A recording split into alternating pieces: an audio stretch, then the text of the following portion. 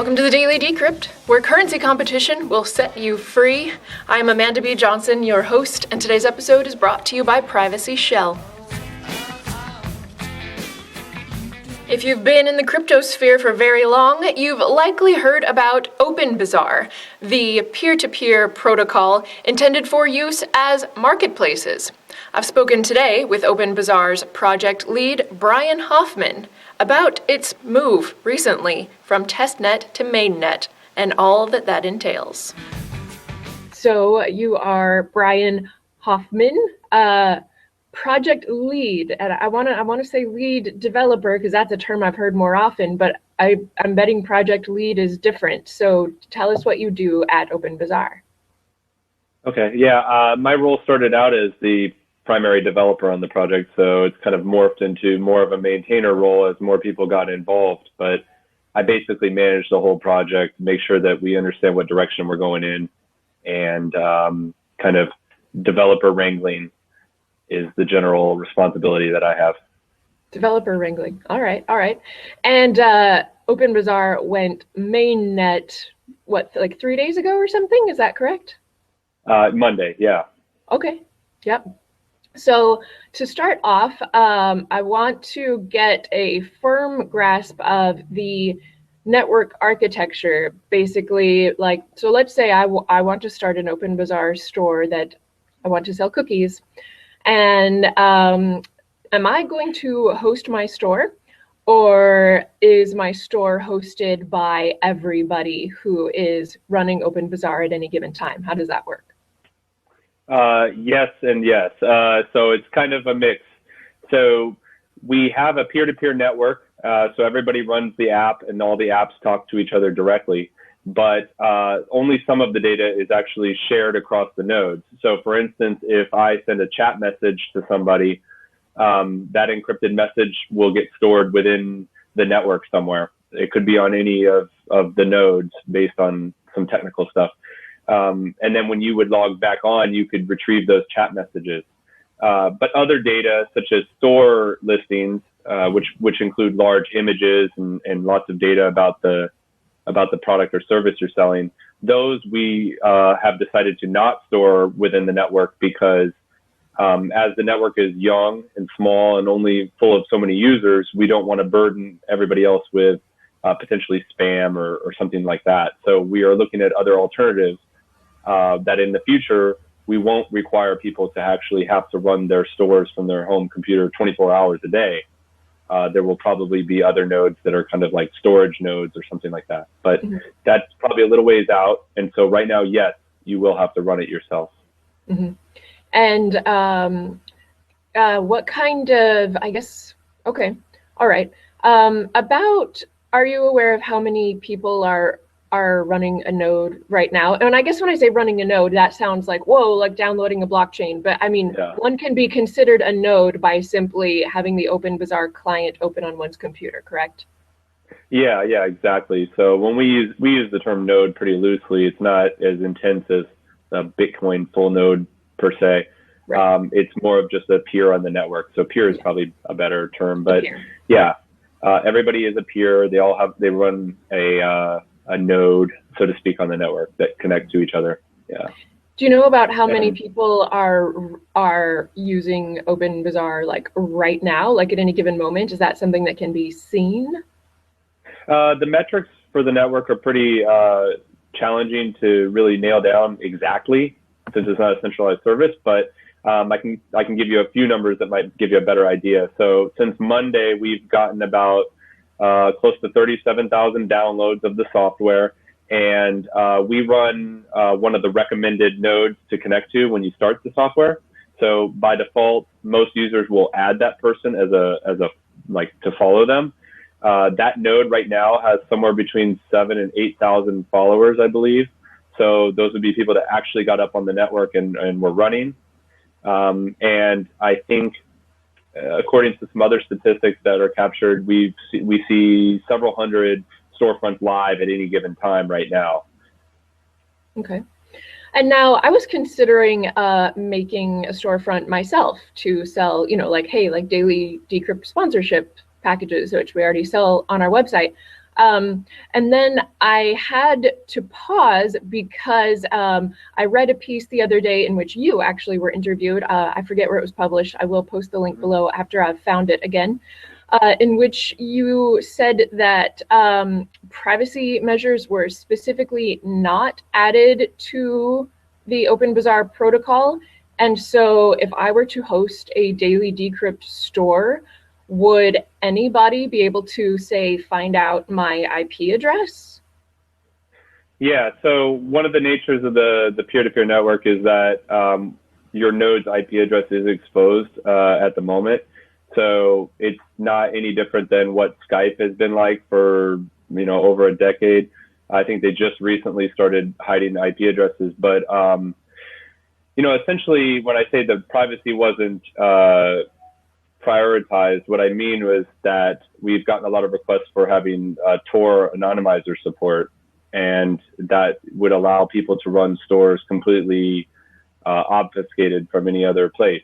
To have hidden services running. And that's something that we put on the back burner just because of several reasons, which it might even be in that post that you link, but, just due to technical challenges and other priorities such as network stability. Though having something like Tor support slows down the network. And when it's so small and immature, it's hard to optimize efficiency when you have something else on top of it slowing things down. There's a lot of reasons, but your data is not insecure. Just because your IP address is exposed does not mean that we are not doing encryption between all of the nodes. Other nodes cannot see what you're viewing or purchasing or sharing. All of that is still encrypted and protected. So merchants and buyers don't have anything to be concerned about. Like you buying some ointment or something is not exposed on a network just because your IP address is there. I think the things that you might be exposed to are if you are a popular merchant, perhaps somebody decides to try and maybe DDoS your node or something like that, but your privacy is not really impacted other than that being exposed. Mm-hmm. All right, so let's shift gears to monetization. Now, if I remember correctly, OpenBazaar at the project received about $1 million in some venture capital funding last year from, I believe, Andreessen Horowitz. Is that correct? Yeah, Union Square Ventures led the round with Andreessen. Mm-hmm. And we got $1 million. Yep, okay. And so what is the return on investment model there? So for them, I believe, and obviously they could clarify further if they wanted, but their idea is that this technology is something it's a long-term goal. It's not something that they see as being an eBay usurper tomorrow. They see it as a long-term play, and so that's how they approach it. And in terms of an ROI, I don't think that they expect a significant amount of return on their investment like within a year. I think most generally VC plays are looking at 5 to 10 year time spans for huge returns, and they are hoping that this is something that's big, not a $5 million return, but $1 billion or $2 billion, because that's the kind of companies they invest in. So I think that return come about? Like, would there be are there fees on the network, or how would, regardless of how long it takes to get a return, literally how would funds go from OpenBazaar users back to the folks at the venture capital firm? That's a great question. So basically what will happen is that our company is actually called OB1. OpenBazaar is actually the open source protocol, right? And there's no profit generation from that. Like OB1 does not own any of the code, does not profit from transactions, etc. What OB1 is going to be gearing up to do is provide services to merchants and users that will be valuable, that they'll want to pay for in more of an a la carte style, as opposed to eBay where you pay no matter what for all the services. And so some of the things that we're looking at are curated listings, maybe promoted search, improved search capabilities. I mean, some of this stuff is it's not like a whiz bang, like one feature. It's more of a suite of things and services that we could provide.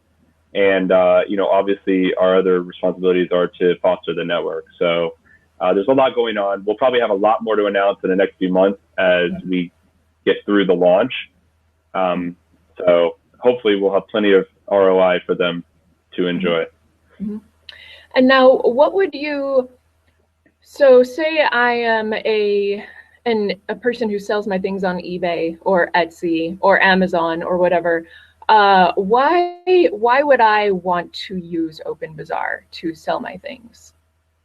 I think that there's a lot of good reasons why you'd want to do that. One is, at least initially, there's not a lot of really great places that focus specifically on Bitcoin to sell your goods. There used to be a marketplace called BitMit back in the day, and it wasn't super popular, but it started to prove the concept that these Bitcoin specific marketplaces could spring up. And so, one of the foundational reasons why we built OpenBazaar is because we wanted to open up trade globally for everybody. A lot of marketplaces that are centralized, they have legal obligations to do KYC kind of things for their customers. So then they basically back off of offering their service in smaller countries or maybe third world countries, places that have challenging laws, or they don't understand the international ramifications of doing business there, where OpenBazaar doesn't have that limitation. Anybody anywhere can spring up a store. We've seen over 126 countries have users that run the software, and they're selling goods to each other. They're selling whatever they want, however they want, for how much money they want to sell it for. And that's a really powerful concept. I don't think that people understand. It's very simple, it's very easy and frictionless to jump on an Etsy and sell products here in the US, but in other places, they don't have that opportunity. And so I think opening those doors is just, to us, it's a groundbreaking thought, and that's our primary focus.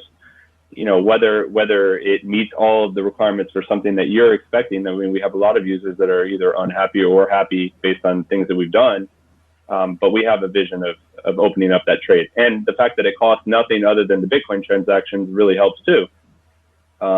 We had a guy sell, I believe he sold like waffle cookies or something that he and his family make at home on the network. They made a bunch of orders, and I think they processed that whole order for like 5 cents, which is pretty crazy, because if you sell $40 of goods on an eBay, you're going to pay like $4 at least in fees.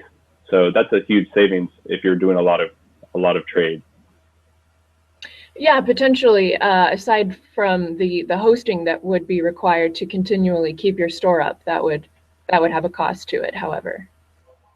Yeah, I mean, some people are running it off of their local, their own ISP. They're running it on their own home computer. Some are running on Raspberry Pis. And some people that are more serious want it to be up on hosting and running on DigitalOcean for $10 a month. Mm-hmm.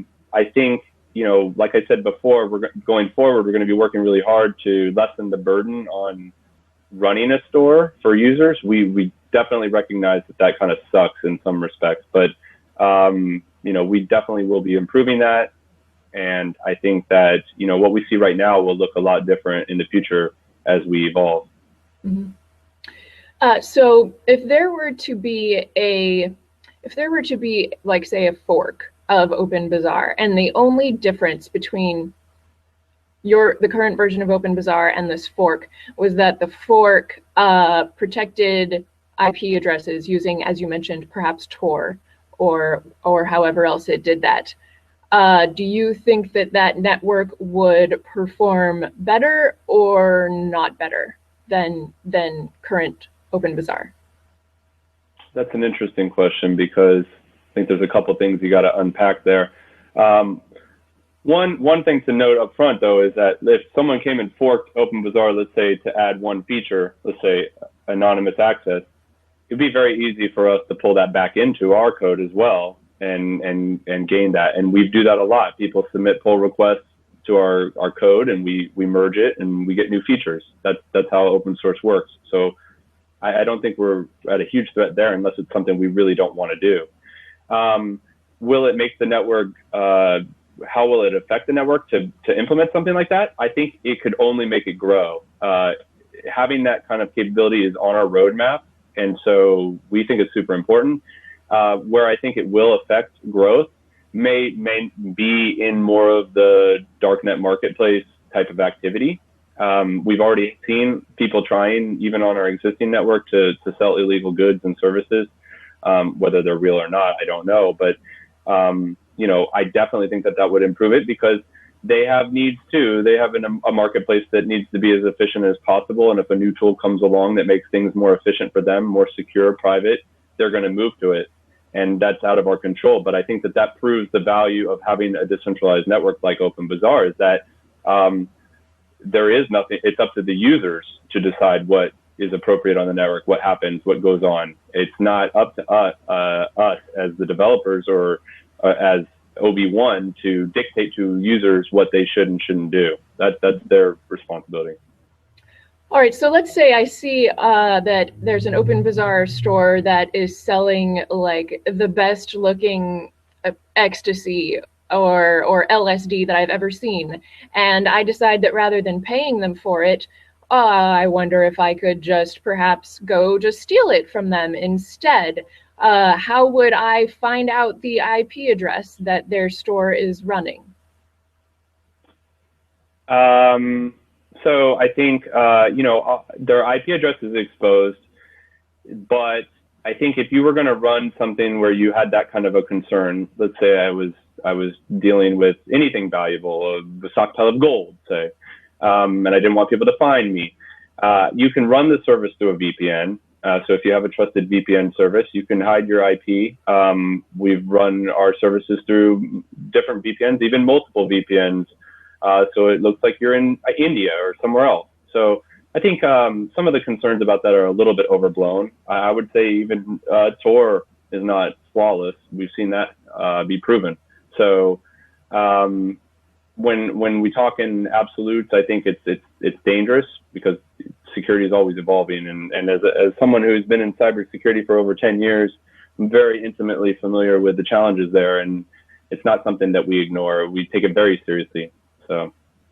So is there aside from Tor to try to obfuscate IP addresses, which, as you've said, has been proven to be not perfectly secure if the attacker is quite motivated and quite well funded, are there any other ways aside from Tor to just obfuscate IP addresses, or is that just kind of like not how TCP IP works? I think that there's numerous technologies out there. Tor is obviously the most well-funded and most respected and most used.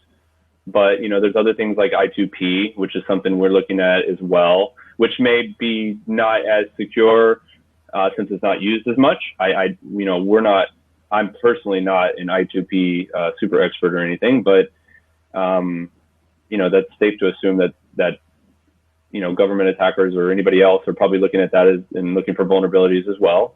So I think at the moment, the combination of running with VPNs and Tor is kind of best practices. Now, whether that's the same for a peer-to-peer network, since Tor is not really designed for peer-to-peer traffic, that remains to be said. But since it's on our roadmap, we're going to be finding out very soon how well it works, and be investigating that. And if anybody watching this or reads about what we're doing has expertise in that, we'd love to have their assistance as well. Very good. What do you think the killer app for OpenBazaar is? We were just talking about that this morning. I think one thing that's surfaced as we've used it this last week is for digital goods. I think it's a perfectly seamless way of transferring digital goods to other people. We see people selling songs, music. I even bought a little bit of a random number that was generated by someone for like 30 cents or something, and it worked flawlessly. It was great. And I haven't seen anything so frictionless. It doesn't require you to sign up for an account, verify your email, do anything. I mean, you just send a few Bitcoins, and next thing you know, you have your digital good. So that's one thing that's super exciting for us. And I think as we improve the ability to transfer those goods, we'll just see more and more growth there, hopefully. All right. Well, to finish things up, you want to tell us a bit about this OB1, your company, aside from OpenBazaar Development, which is the intended vehicle for offering basically services? Because I mean, I guess aside from hosting costs, OpenBazaar could be considered like a freemium model. Like all y'all say, hey, here's the protocol, and here, OB1, here's some services that we might potentially want to sell. Yeah, I think as the main developers of the OpenBazaar project, we're very, very familiar with the limits and the potential gaps that are needed to be filled in the networks. For instance, search is a kind of a hard experience to create on a decentralized network because it's not very efficient, and search needs to be very quick and optimized. So that's potentially an area that we're looking at really, really hard is how do we help merchants get their products discovered? We now have this marketplace that's open to just about anyone, anywhere in the world, but that doesn't mean that you're getting the visibility for great things that you're putting out there, right? Like if there's just a billion items, how do you make it easy for people to discover good stuff? And that's going to be something that we really, really work on hard. We're going to be working with merchants, and that's a potential avenue for a lot of revenue growth, I think, because merchants invest a lot of money into advertising, promotions, things like that. And if we can provide a compelling tool that augments the OpenBazaar network, that could be a really, really huge opportunity. So that's some of what we're looking at right now, but it's still early days. We just got the network live. Our primary focus is making sure that OpenBazaar works properly, works efficiently, and that the core things operate well. And then we'll be worrying about revenue. Mm-hmm. So I know some companies work backwards from that, but our primary interest in getting the company funded was to fund development of OpenBazaar, not make $1 billion. So that will remain our primary goal. Your description reminds me of, I guess, torrent tracking sites. BitTorrent being the protocol, but the torrent tracking sites being really what makes BitTorrent usable to begin with, to, as you said, find what it is that you want out of the millions or billions of files that are flowing through the peer-to-peer protocol. That's exactly right. You see searching on BitTorrent client doesn't really work very well, but a site like Pirate Bay, which is centralized, where they can control that experience, works really great for discovery. And I'm sure they're making tons of money off of ad revenue and things like that. So yeah, it's a proven model, and it's obviously low-hanging fruit that any company can go out there and do. Mm-hmm. And we hope to compete as well. Yeah. Well, so when you, last question, when you say that the sort of the privacy aspects are on the roadmap, are we talking roadmap 2 months out, roadmap 1 year out, or what's that looking like? I'm probably the wrong person to ask. I told everybody that the project would be out in 4 months when it came out in April 2014, and here we are, April 2016. And yeah, just about to say, whatever you tell me, I'm going to times by 5 regardless anyway. That's probably fair. That's probably fair and safe. But yeah, I think, just based on funding and our position in the market and stuff, I think we're going to have to do it really, really soon. And, we're just a small team of 6 guys. We only have like 1 or 2 back-end programmers that are, paid to work on it. So it's not something that we can just crank out in a week, but it's definitely already in progress, and we're working towards it. So I would say it's months, not years, before we'll see it. And so should OB1 come to function as, like, as you said, like a Pirate Bay, like basically like as a search functionality for all of the products that are available on OpenBazaar? Do you plan to shun people who want to buy and sell things that are illegal, or do you plan to index all of the products on OpenBazaar regardless of what they are? Yeah, no, I think it would probably be the former because, we are a U.S. corporation, and so we are beholden to U.S. laws, and we wouldn't want to put our employees and their families in any kind of danger by doing things that fall afoul of U.S. law. And so, yeah, unfortunately, I think that would be something that would probably be more restrictive. But, that's the beauty of the open protocol, is that you can use that core experience. It may not be as efficient as what we're doing, but, if you do choose to do that and you want to do that and take that risk on, that we will probably have competition from that angle.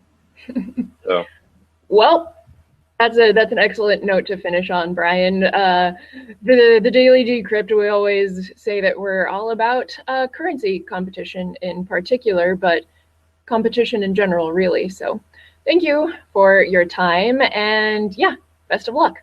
Thanks for the great questions. Today's episode is brought to you by Privacy Shell, a company building crypto and blockchain companies.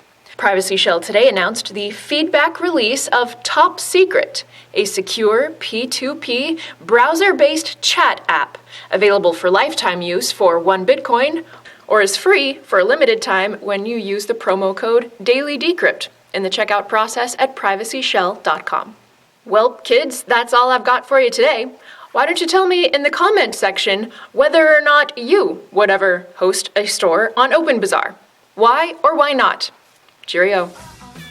Could a digital currency, a cryptocurrency, run without a blockchain? Such was my question for MadeSafe's Paige Peterson. A network node is the nodes that are hosting and routing data.